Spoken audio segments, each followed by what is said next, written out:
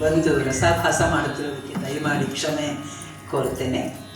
ಆದರೆ ಕರ್ತವ್ಯ ದೃಷ್ಟಿಯಿಂದ ಮಾತನಾಡಲೇಬೇಕಾಗಿದೆ.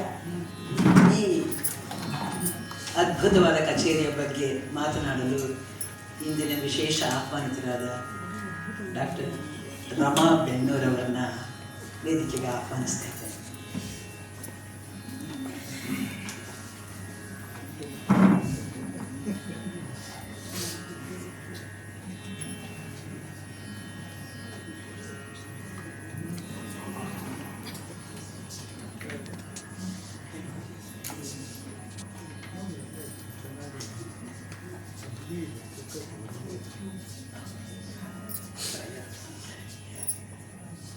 ತಿರುವಯ್ಯಾರಿನ ಒಂದು ರಸ್ತೆ, ತ್ಯಾಗರಾಜರು ವಾಸ ಮಾಡ್ತಾ ಇದ್ದಂತಹ ರಸ್ತೆ. ಆ ರಸ್ತೆಯ ತಿರುವಿನಲ್ಲಿ ತ್ರಿಪುರ ಸುಂದರಿಯ ಉತ್ಸವ ಬರ್ತಾ ಇದೆ. ಆ ಉತ್ಸವದ ಮುಂದೆ ಬಹಳ ಅದ್ಭುತವಾಗಿ ಒಬ್ಬ ನಾಗಸ್ವರವನ್ನು ನುಡಿಸ್ತಾ ಇದ್ದಾನೆ. ತ್ಯಾಗರಾಜ ಶಿಷ್ಯರು ಅದನ್ನು ಕೇಳ್ತಾರೆ. ತುಂಬ ಸಂತೋಷ ಆಗ್ಬಿಡುತ್ತೆ ಅವ್ರಿಗೆ. ಎಷ್ಟು ಚೆನ್ನಾಗಿದೆ ಸಂಗೀತ, ಇದನ್ನು ನಮ್ಮ ಗುರುಗಳು ಕೇಳಬೇಕು ಅಂತ ಓಡಿ ಬರ್ತಾರೆ ಮನೆಗೆ ಬಂದು ತ್ಯಾಗರಾಜರಿಗೆ ಹೇಳ್ತಾರೆ, ನೀವು ಬರಬೇಕು ಗುರುಗಳೇ, ತುಂಬ ಚೆನ್ನಾಗಿ ನುಡಿಸ್ತಾ ಇದ್ದಾನೆ ಅವನು. ಏನು ಬರ್ತಿದೆ ಅಲ್ಲಿ? ತ್ರಿಪುರ ಸುಂದರಿ ಉತ್ಸವ. ತ್ಯಾಗರಾಜರು ಹೋಗಿ ಬಾಗಿಲು ಹಾಕೊಂಡು ಕೂತ್ಕೊಂಡ್ಬಿಡ್ತಾರೆ. ಅವರ ಉಸಿರಿನಲ್ಲಿ, ಅವರ ಕೂತಲ್ಲಿ ನಿಂತಲ್ಲಿ ನಿದ್ದೆ ಮಾಡ್ತಾ ಇರುವಾಗ ಧಮನಿಗಳಲ್ಲಿ ರೋಮಗಳಲ್ಲಿ ರಾಮನೇ ತುಂಬಿರುವಾಗ ತ್ರಿಪುರ ಸುಂದರಿ ನೋಡ್ತಾರೆ ಯಾರಾದರೂ? ಬಾಗ್ಲಾಕೊಂಡ್ಬಿಡ್ತಾರ. ನಾನು ನೋಡಲ್ಲ, ನಾ ಬರೋದಿಲ್ಲ ಅಂತ ಇನ್ನಿಲ್ದಾಗ ಹೇಳ್ತಾರೆ. ಅವರ ಶಿಷ್ಯರಿಗೆ ನಿರಾಶೆ ಆಗುತ್ತೆ, ಹೋಗ್ತಾರೆ ವಾಪಸ್ಸು. ಅಲ್ಲಿ ಅವರ ಮನೆಯ ತಿರುವಿಗೆ ಬಂದಂತಹ ಆ ಉತ್ಸವ ಮೂರ್ತಿ ನಿಂತು ಬರುತ್ತೆ. ಏನು ಮಾಡಿದ್ರು, ಏನು ಹೇಳಿದ್ರು ಬರಲ್ಲ. ಎಷ್ಟು ಜನ ಹೇಳಿದ್ರು ಬರ್ತಾ ಇಲ್ಲ. ಅರ್ಚಕರು ಗಾಬರಿ ಆಗಿಬಿಡ್ತಾರೆ. ನಮ್ಮಿಂದ ಏನೋ ಅಪರಾಧ ಆಗಿದೆ, ಅದಕ್ಕೆ ದೇವಿ ಬರ್ತಾ ಇಲ್ಲ. ಏನು ಮಾಡಬೇಕು? ಅವರು ದೇವಿನ ಕೇಳ್ಕೊತಾರೆ, ಏನು ಮಾಡ್ಬೇಕು ತಾಯಿ, ನಮ್ಮಿಂದ ಏನು ತಪ್ಪಾಗಿದೆ ಹೇಳು ಅಂತ. ಆ ಗುಂಪಿನಲ್ಲಿದ್ದ ಒಂದು ಬಾಲಕನ ಮೈ ಮೇಲೆ ದೇವಿ ಆವಾಹನೆ ಆಗಿ ಹೇಳ್ತಾಳೆ, ಒಬ್ಬ ಭಕ್ತ ನನ್ನನ್ನು ನೋಡಲ್ಲ ಅಂತ ಬಾಗ್ಲಾಕೊಂಡು ಕೂತಿದ್ದಾನೆ, ಅವನು ಬಂದರೆ ಇದು ಮುಂದಕ್ಕೆ ಹೋಗುತ್ತೆ. ತಕ್ಷಣ ಓಡಿ ಬರ್ತಾರೆ. ಬಂದು ತ್ಯಾಗರಾಜರದ್ದು ಬಾಗಿಲು ತೆಗೆಸಿ, ಹೀಗೆ ಉತ್ಸವ ಮುಂದೆ ಹೋಗ್ತಾ ಇಲ್ಲ, ನೀವು ಬಂದೊರ್ತು ಹೋಗಲ್ಲ ಅಂತ ದೇವಿ ಅಪ್ಪಣೆ ಆಗಿದೆ ಅಂತ. ನಾನು ಆಗುತ್ತೆ ಅವ್ರಿಗೆ, ಅವರು ಮಾಡಿದ ತಪ್ಪಿನ ಅರಿವಾಗತ್ತೆ. ತಕ್ಷಣ ಹೋಗ್ತಾರೆ. ಹೋಗಿ ಆ ದೇವಿನ ಕೇಳಿಕೊಂಡು ಅವರು ರಚಿಸಿದಂಥ ಕೃತಿ ದಾರಿನೇ ತಿಳಿಸಿಕೊಡ್ತು. ಇವಾಗ ಅದನ್ನು ಕೇಳಿ ಇಷ್ಟು ಸಂತೋಷ ಆಯಿತು. ಇವತ್ತು ಬಹಳ ಒಂದು ವಿನೂತನವಾದ ಪ್ರಯೋಗ ಅಂತಲೇ ಹೇಳಬೇಕು ಇವತ್ತಿನ ಕಚೇರಿ. ಸುರಭಿಯವರು ಸುಮ್ಮನೆ ಮಾಮೂಲಿ ಕಚೇರಿ ಮಾಡಿಸೋದು ಪದ್ಧತಿನೇ ಇಲ್ಲ. ಅವ್ರ ಕೈಗೆ ಏನಾದ್ರು ಒಂದು ಥೀಮ್ ಕೊಡ್ತಾರೆ. ಅದು ಎಂಥ ಥೀಮು? ನಾ ಈಗ ತಾನು ಹೇಳೋದಿಲ್ಲ, ಅವರು ಮೈ ತುಂಬ ರಾಮನೇ ತುಂಬಿರುವಂತಹ ತ್ಯಾಗರಾಜರು ರಚಿಸಿರುವ ದೇವಿ ಕೃತಿಗಳ ಕಚೇರಿ ಇವತ್ತು. ಅದನ್ನು ಮಾಡ್ತಾ ಇರೋದು ಯಾರು? ಈ ಯುವಕ. ನಾನು ಯುವಕ ಆಗಿರ್ಬೋದು, ನಾನು ಸಂಗೀತದಲ್ಲಿ ಭದ್ರವಾಗಿ ತಳ ಊರ್ಲಿಕ್ಕೆ, ಪಾದ ಊರ್ಲಿಕ್ಕೆ ಬಂದವನು ಅನ್ನೋದನ್ನು ಸಾಬೀತು ಮಾಡಿಬಿಟ್ಟಿದ್ದಾನೆ. ಕಾರ್ತಿಕೇಯ ಶರ್ಮ.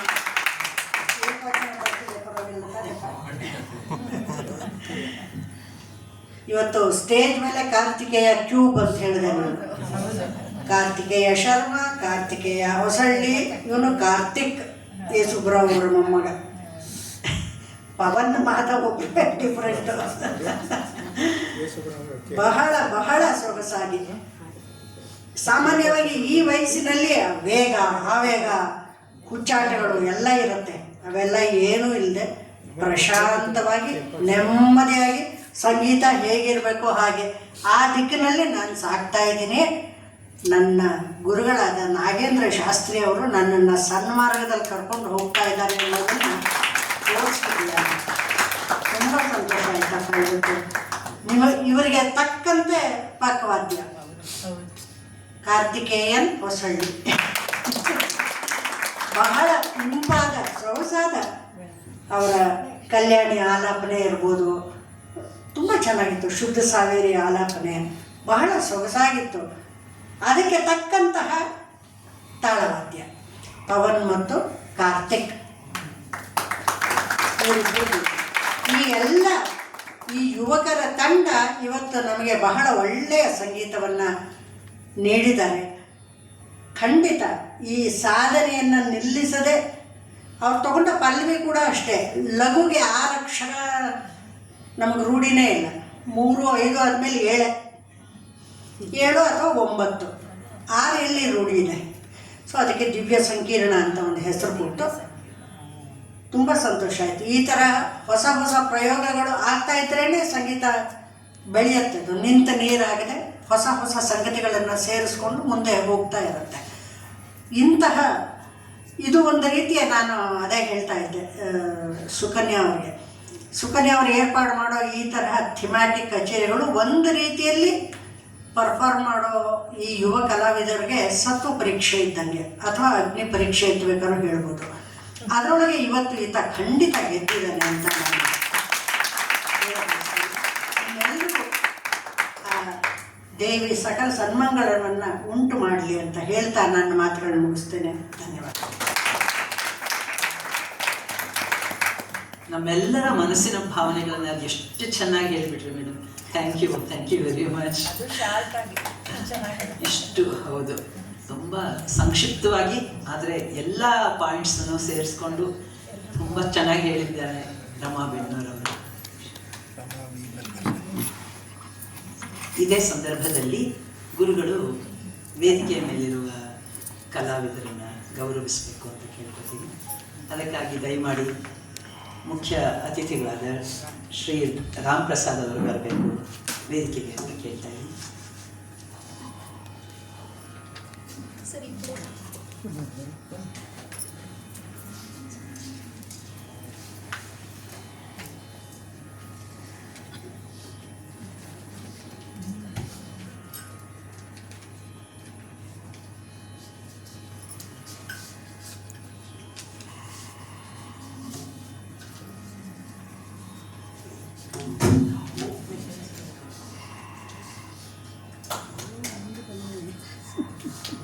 ವಿದ್ವಾನ್ ಕಾರ್ತಿಕೇಯ ಶರ್ಮಾ,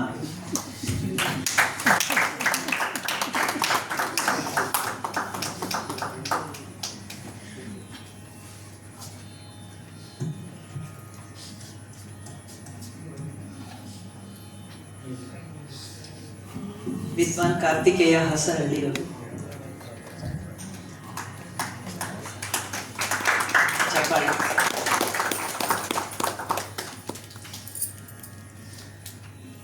ವಿದ್ವಾನ್ ಪವನ್ ಮಾಧವ್ ಮಾಸು,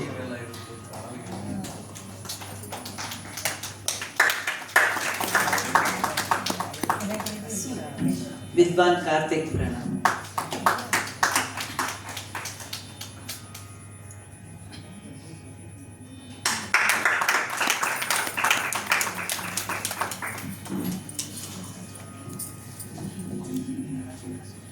ಧ್ವನಿವರ್ಧಕವನ್ನು ಒದಗಿಸಿದ ಶ್ರೀ ಚಂದ್ರು ಅವರು ವೇದಿಕೆಗೆ ಬಂದು ಸ್ವೀಕರಿಸಬೇಕು ಅಂತ ಕೇಳ್ಕೊಳ್ತೀವಿ.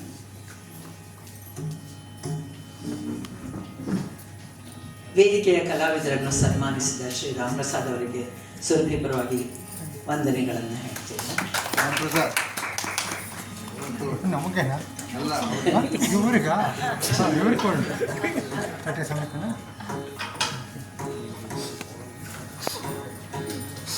ಸರ್ ಒಂದು ನಿಮಿಷ.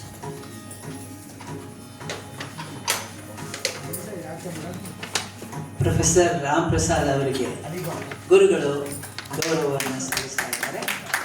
ಹಾಗೆ ರಮಾ ಬೆನ್ನೂರ್ ಅವರಿಗೂ ಕೂಡ ಗೌರವವನ್ನು ಸಲ್ಲಿಸ್ತಾ ಇದ್ದಾರೆ. ಎಲ್ಲರಿಗೂ ಹಾರ್ದಿಕ ಧನ್ಯವಾದಗಳು, ಅಭಿನಂದನೆಗಳು, ಕೃತಜ್ಞತೆಗಳು. ಇದೇ ಸಂದರ್ಭದಲ್ಲಿ ಈ ಸೊಗಸಾದ ಆವರಣವನ್ನು ನಮಗಾಗಿ ಒದಗಿಸಿಕೊಟ್ಟ BSS ವಿದ್ಯೋದಯ ಸಂಸ್ಥೆಯ ಎಲ್ಲ ಪದಾಧಿಕಾರಿಗಳಿಗೆ ಸುರಭಿ ಗಾನ ಕಲಾಮಂದಿರದ ಪರವಾಗಿ ವಂದನೆಗಳನ್ನು ಹೇಳ್ತೇನೆ. ಹಾಗೆ ಧ್ವನಿವರ್ಧಕನ ಒದಗಿಸಿದ ಶ್ರೀ ಚಂದ್ರು ಅವರಿಗೂ ಕೂಡ ನಾವು ಆಭಾರಿಯಾಗಿದ್ದೇವೆ. ಶ್ರೋತೃವರ್ಗದವರು ಬಹಳ ಮುಖ್ಯ. ಎಲ್ಲರೂ ಈ ಸಂಗೀತವನ್ನು ಆಸ್ವಾದಿಸಿದ್ದೀರಿ. ಅವರೆಲ್ಲರಿಗೂ ಸುರಭಿ ಗಾನ ಕಲಾಮಂದಿರದ ಪರವಾಗಿ ಹೃತ್ಪೂರ್ವಕ ಧನ್ಯವಾದಗಳು.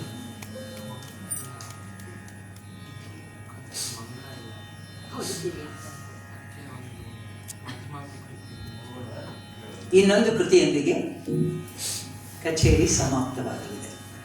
ಧನ್ಯವಾದ. ಥೀಮಲ್ಲಿ ತ್ಯಾಗರಾಜರು ದೇವಿ ಪರ್ವದ ಮಂಗಳ ಮಾಡಿರೋದು ಬಂದಿಲ್ಲದೆ ಇರೋದ್ರಿಂದ ಮಂಗಳಕರವಾದ ರಾಗ ಅಂತ ನಾವೇನು ಮಧ್ಯಮಾವತಿನ ಕರಿತೀವಿ, ಅದರಲ್ಲಿ ಒಂದು ರಚನೆ ಇದೆ, ವಿನಾಯಕುನಿ ವರೆನು ಬರುವನೆ ಅಂತ ಕಾಮಾಕ್ಷಿ ಅದರೊಂದಿಗೆ ಕಚೇರಿ ಸಂಪನ್ನ ಮಾಡ್ತಾ ಇದ್ದೀನಿ. ವಿನಾಯಕುನಿ ವರೆನು ಬರುವನೆ, ವಿನಾಯಕುನಿ ವರೆನು ಬರುವನೆ, ನೀನು ವಿನದೆ